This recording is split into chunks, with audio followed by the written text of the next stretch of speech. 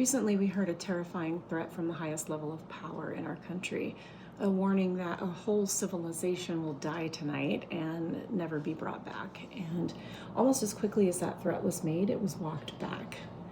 As a pastor and as a survivor of domestic violence, I cannot stay silent about this.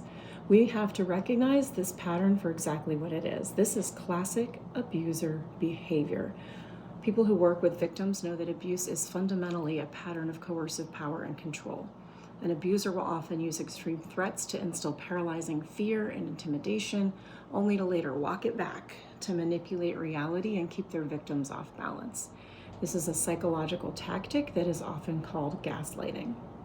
Whether it is inflicted on a spouse in a living room or on the global stage, this kind of coercion is unconscionable, and it is a direct contradiction of our faith and the way we are called to interact with other people. Our theology teaches us that every single human being possesses an inherent, God-given dignity because they are created in the Imago Dei, the image of God. This worth is intrinsic and irrevocable.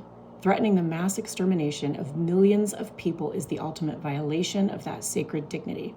The Church recognizes that war of any sort is a failure of human imagination, and it is an appalling, massive, systemic nightmare.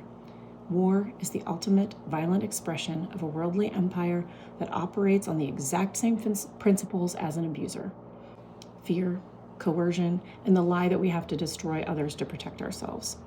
It is especially sickening when leaders try to invoke the name of Jesus to justify overwhelming violence. Just this past Palm Sunday, Pope Leo reminded us of the prophetic scriptural warning to those who stage war. Even though you make many prayers, I will not listen. Your hands are full of blood. Following Jesus means rejecting the violent, death-dealing ways of empires and the manipulative tactics of abusers. Our faith is incarnational and anti-imperial, which means we are called to stand in solidarity with the vulnerable, not to cheer for their destruction. We cannot accept the obliteration of our neighbors, nor can we allow psychological abuse and threats of annihilation to become normalized. True power is found in peace, justice, and recognizing the irrevocable dignity of every child of God.